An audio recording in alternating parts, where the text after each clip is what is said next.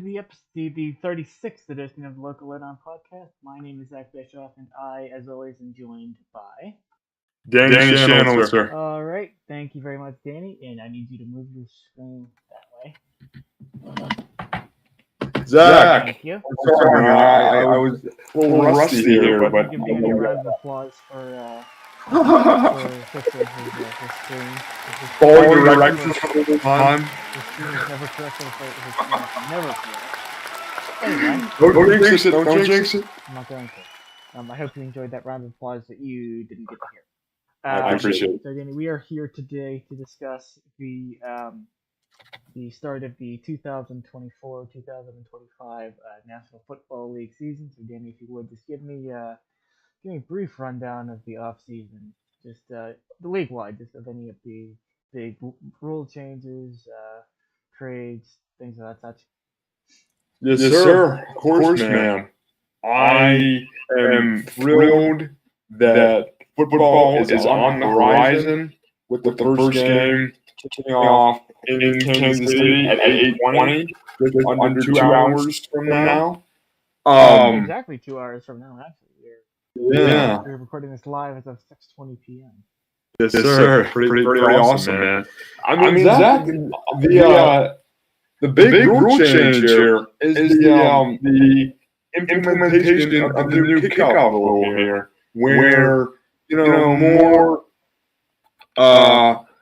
you get kind of a 5-yard cushion, and it looks so different. In the preseason, like.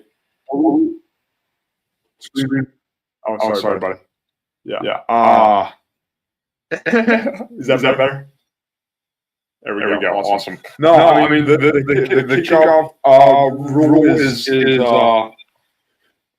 going to be really interesting to watch. And Zach, I mean, there are a multitude of storylines and events that have transpired in this offseason that makes that's going to make the on-field product so interesting. I mean, I immediately should make it more. Should make it more interesting. Yes, indeed. Yes, indeed. I immediately go to the Brandon Ayuk situation, which I know is still a little bit of a full subject to me as the show. But I mean, contract, more contract, man. It always seems as though. Oh, sorry, buddy. Gotcha.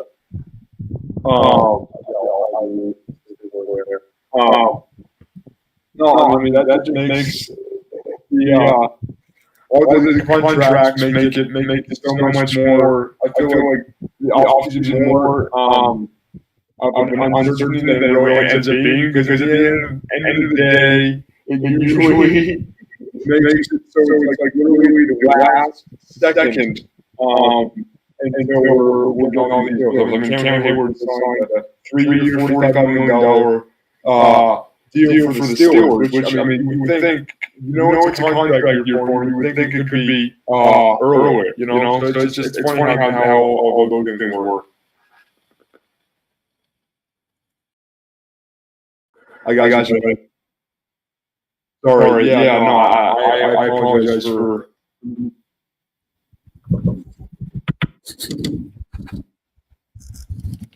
All right. Yeah. I'll keep going. And then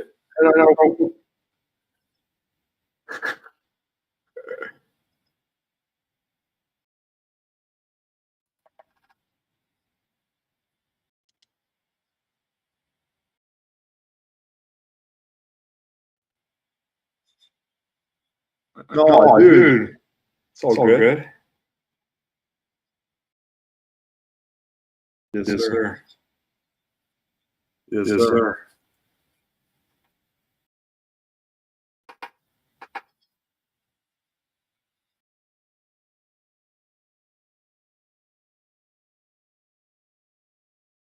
I realize I'm muted. Okay, so I said that whole thing I was muted. I said, Danny, holy hell. It's going to be exciting to see the kind of what the new kickoff rule um, brings. Hopefully, that brings us a lot less touchbacks and hopefully more kickoff return touchdowns. Danny, what are you most excited for when it comes to the season? I would say I'm most excited for AFC North football. It's in the kitchen. Now, I am also really excited about the San Paulo Brazil game this Friday.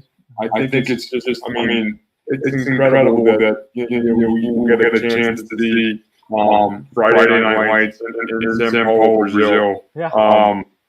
Which I mean, every time, and here's the thing, Zach, every time the NFL impresses me every year even more because they always think of something more enticing, more. I mean, just like more prime time, more worldwide. It's just wild. But I mean, I'm ready to get going here because Zach, I like watching the preseason, but the preseason only like scratches an itch for about a second. And then I'm itching for September 8th, where Russell Wilson I'm itching for Patrick Mahomes and Lamar Jackson to face off. That'll be a great game. But I'm also itching for actual real football where we can really see what teams are really made of. And that's what I'm excited for, man. Yeah, Danny, I saw in the news today that Russell Wilson was limited in practice today. I guess due to a blocking slide related injury. I'm told. I'm kind of confused as to why a non-blocker would be pushing a blocking sled. Yeah, Zach, that's a great point, man. And I think that the durability of Russell Wilson is going to be a week-to-week, day-to-day thing. Because I'm excited for Russell Wilson. He is a veteran and a guy that has proven that he can win at the NFL level. He was a great quarterback for Seattle and was able to make some really deep playoff runs and everything. But Zach, coming into training camp, everybody was so excited to see Russell Wilson play, and then he was dealing with the calf strain for what felt like at least 2 weeks too long. You know what I mean? So I am worried about the durability. Okay, Danny. So now what we are going to do is we are going to do the same thing we do every year. We're going to run down the Steelers schedule, and we are going to pick if we think the Steelers are going to win or lose. Danny, you will begin. Starting up first with September 8th against the Falcons in Atlanta. Zach, I am. If you asked me 2 months ago, I would say this is a surefire win because I'm not viewing this win as that much of a threat. But they do have Kirk Cousins, and he is a guy. Better for better or worse. So he and their defense. Justin Simmons. And Kyle Pitts on the offense. I think the Steelers will win, but I think it will be closer than Steelers fans want it to be. But I'm going to say we're going to win 27-21. Okay, and next up is the Steelers and Broncos in Denver. Here we go, man. Russell Wilson redemption tour. I think that'll be a win. Again, I don't think it'll be as easy as Steelers fans would like, but I think it'll be a win. Okay, next up we have the home opener against the Chargers. Yeah, the Chargers are a team that I never can quite get a read on, because it seems like they're super hyped up in the off season, and then Justin Herbert, does well, but the offense never really gets it done in the prime time situations. And I think it being at home, in front of fans, I think we'll start the season 3-0. Mm-hmm. And oops, I lost it. Fine. Then I believe the next one was the Colts. Colts. Exactly. I feel as though this is a trap game. I think the Colts are a team with Anthony Richardson, a streaky guy, but a guy that is capable of big plays. So I think that might be our first loss of the season. I think it'll be a close loss. I think it might be our first loss of the season. Okay. So you have them at currently 3-1 going into the game against the Cowboys at home. Oh, Cowboys at home. America's team. What's up? America's team. Oh, I know. Or so they say. Jerry Jones' team. He is not very good at assembling, in my humble opinion. He's not. And he's just, I just side tangent. Oh. Jerry, that guy shoots to run a team. But that's beside the point. You sound like Alvin. Just then, but continue. Yeah, I'll say that's a loss too. Also, we're 3-2. I think at this point I just need to say the game, and you just say win or loss. That's fair. I also could just give you. I have a. You want me to give you just a record prediction and then kind of analyze that? Yeah. I struggle with. I think we're gonna go 10-7, and I know that I'm optimistic. But here is what I will say, Zach, and I really want to hear. I gave you a laugh track for that. I want to hear your thoughts here, Zach, because nobody is that optimistic. I get it. What have we done in the past couple years to warrant a 10-7 season? Here's what I will say: we have not played a down in the preseason, or a down in the regular season, and people are already pessimistic. Looking back to last year, people were overly optimistic because we went 3-0 and the offense was great. And then we had Matt Canada go down that whole rabbit hole again. But here's my thing, Zach. Arthur Smith was a really good offensive coordinator. He's an under-center guy. I think Najee Harris is going to do well in his system. And I think it's not insignificant that he is Tomlin's guy. I mean, Tomlin brought him in. And people want to be in the Steelers' position. And I think sometimes the Steelers fans get so caught up in the 9-day, not losing season. But what is stopping us from going 10-7? Our defense is great. I mean, that's where I come down. I know I'm overly optimistic here because I feel like the Steelers. Okay, you fixed it. There you go. Sorry. Yeah. But I think we'll go 10-7 because I think that Arthur Smith will be a breath of fresh air for the Steelers, and I think Pat Fryermuth is going to have a big year. George Pickens is going to have a big year. Najee Harris is going to have a big year. And I think TJ Watt is going to be an absolute game wrecker. But I also know that we have weaknesses, which we can get into. I would have loved to have a more substantial number 2 receiver than Van Jefferson or Scotty Miller. Pat Fryermuth is going to have a huge year. And my worry is also in the level of cohesion between the offensive line, because Falconu is a guy, a first-round pick, but he also got injured in the first half of the first preseason game.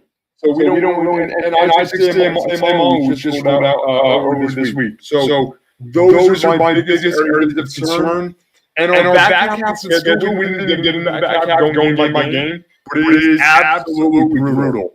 So we really got to make some headway starting out, and I think if we can start out 3-1, I really like the direction of where things are going. We got to win the game we're supposed to win. Mm-hmm.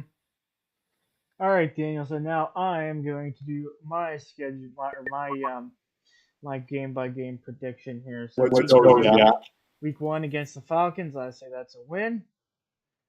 Week 2 against the Broncos, I also think that's a win. Week 3 Chargers, I think that is also a win. I'm gonna say the Steelers take an L against the Colts. Yeah. They win against the Cowboys. Lose against the Raiders. I am going to call a tie between the Jets and Steelers. Oh goodness, Zach. I love it. I mean, objectively, I don't, but in terms of content, I do.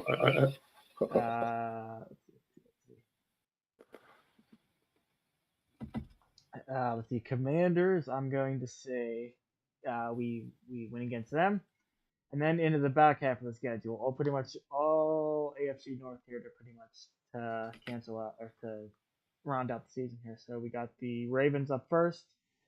I'm gonna say we win that one. We always beat the Ravens, right? Next game, Browns. I'm gonna say loss. Bengals loss. Browns again, we win. Steelers and Eagles, we lose. Ravens, we lose. Chiefs, we lose.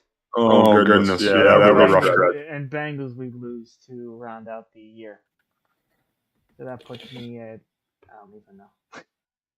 I think a couple games under 500 for you, especially with that tie.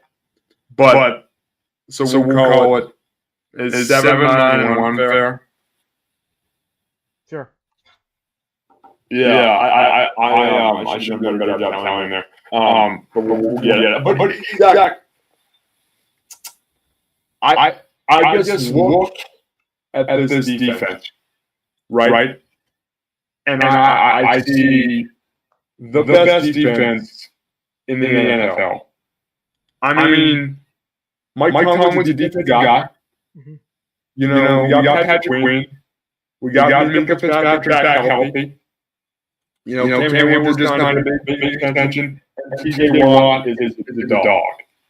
So I think, not to mention Joey Porter Jr., you know, I think he's going to make a huge leap in your career. My thinking is, as long as we spread water offensively, the defense is going to keep us in the game. And I think that we are going to be a big play defense. So I just kept pausing after. I was trying to think about make it dramatic here, but I think I have the opposite effect. But I think I see big play potential for the defense here. All right, Daniel. Any final thoughts before we wrap up this abbreviated episode of the Local Lowdown podcast?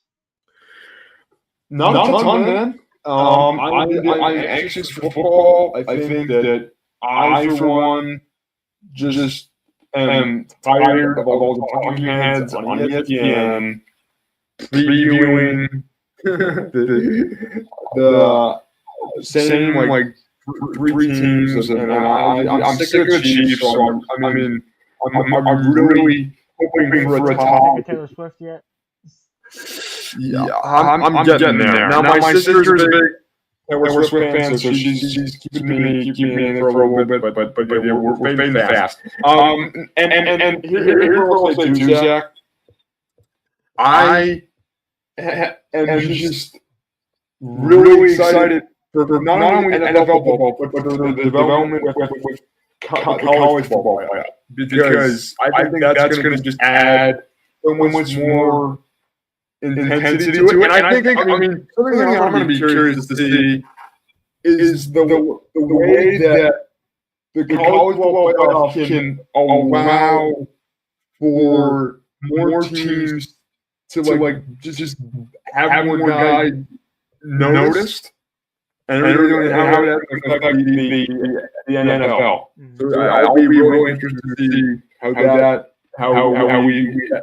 affects NFL football come next April with the draft. Thank you very much, Danny. And once again, we thank you, Ken, of course, for giving me feedback with all the audio issues and little glitches we've been having here tonight. We are going to be looking at other ways to get broadcasted because something is clearly not working here. We apologize for that. Thank you for sticking with us. And always give yes, thank you, John. Both of us appreciate that. Happy birthday, by the way. Yeah, so we are going to be so college football we will get into once the actual games start. We're going to get into that. We're also going to get into the state of the Pittsburgh Pirates. That's going to have to be our next episode. We're going to do kind of a State of the Union-esque thing, but except with without the clapping. There is no clapping to be had right now. Zach, especially after that last Shelton post-game interview there. We'll get into that's for next episode. So until then, and hopefully with better audio, as usual, his name is Daniel. My name is Zach Bischoff, as you know, and we will see you next time right here on the Local Lowdown podcast. Thank you much.